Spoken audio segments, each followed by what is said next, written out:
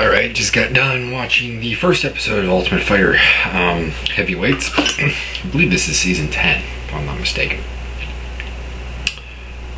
Basically, we open up, we meet the coaches, Rashad Evans and Rampage Jackson. We meet some of their assistants. We meet only one of Rashad's assistants, but I know all three of them already, which are the one we met, Trevor Whitman.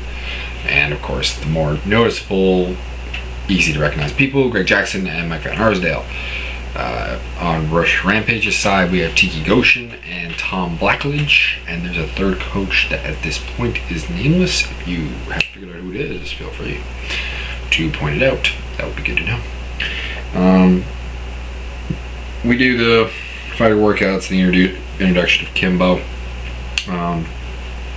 Brendan Schwab kind of speaks out against Kimbo, which I don't really think is terribly kosher for a guy who's not overly experienced himself. But still, you knew someone was going to say it. Roy Nelson's a bit egotistical. Marcus Jones is a bit slighted because people apparently say football players don't belong in the octagon. A bit weird. Anyways, in the training, we don't see a lot. We do see that Roy Nelson takes down Kimbo, submits him. We see a couple of guys looking pretty bad actually on the bags. Then we get to the team picking, and apparently Rampage gets to pick the first, or well, you either pick the first two fights and maintain control. You have to win both of them, or you get the first fighter pick. Rashad wins the toss, takes the first fighter pick, and picks James McSweeney.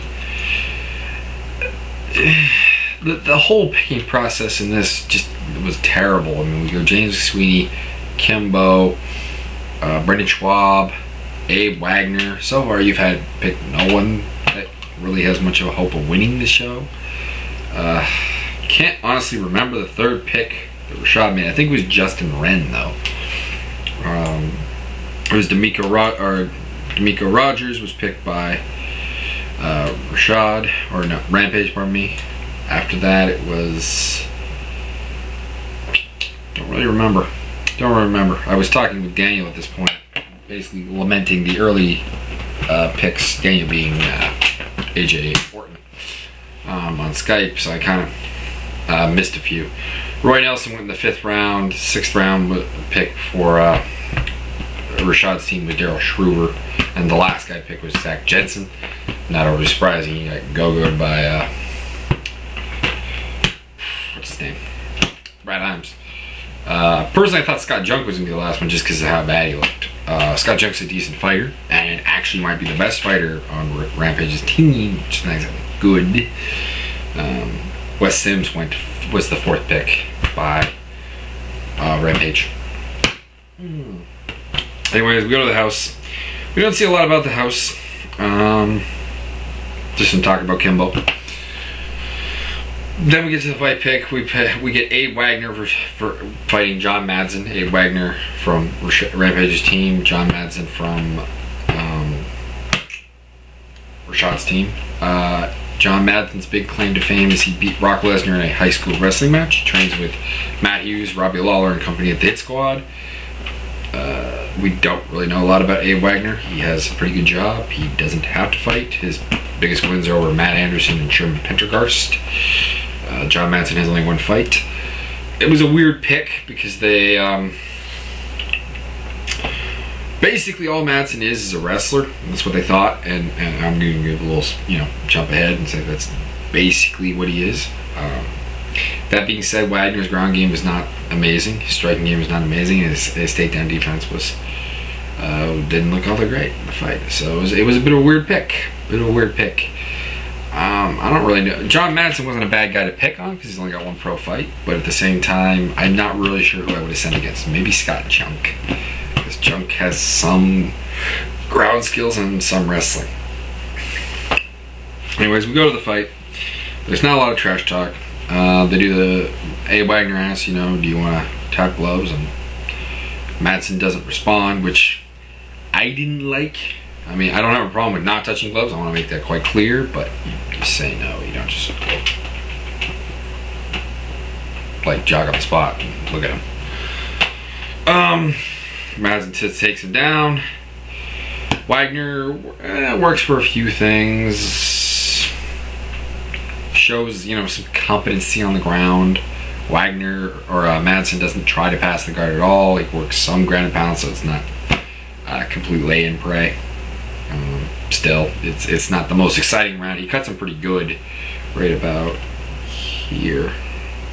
I mean, he's bleeding good. There's a lot of blood.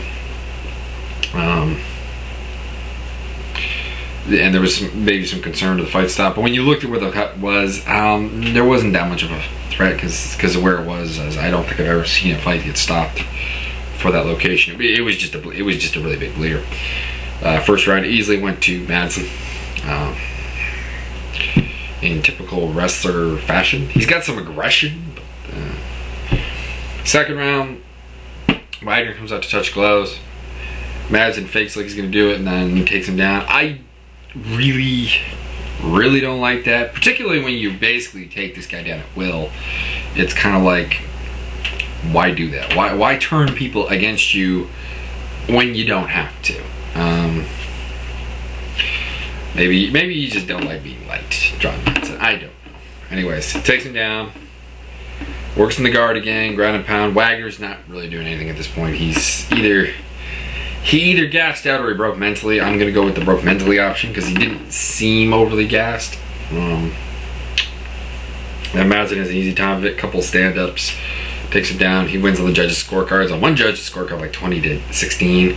2017. I scored 2017. I thought the second round was just 10-9 because Madsen didn't really do anything with the takedowns. Like his ground and pound even wasn't going as hard. He doesn't appear to have the greatest gas tank in the world though, because he was breathing heavy at the end. Basically, this was a very poorly picked fight. I'm not really looking forward to a lot of the fights this season. It seems like from the clips that it's going to be an exciting in-the-house drama-related seasons, and if you like that, you can watch it. And I will watch that because I get a certain amount of enjoyment out of it.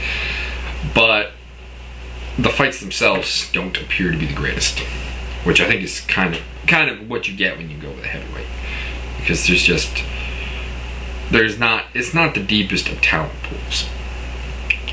I'm still going with Roy Nelson to win, although it looks like he alienates the coaches, which may not be a good thing. Even though I still think he's much more talented than the rest of the cast. I could see him losing if they pick poor matchups for him. If Rashad's team goes with like, we pick your matchups, not the fighters. Basically, I think they got the two most technically sound fighters with him and Daryl Schruber. Other than that, it seems like he also gets on the nerves of the people in the house because it looks like he gets uppercutted.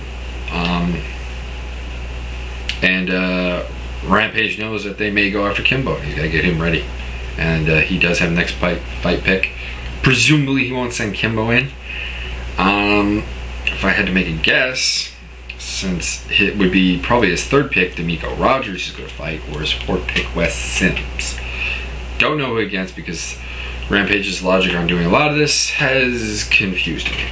Anyways, that was my recap for the episode, and I'll be doing my Ultimate Fight Night recap basically now.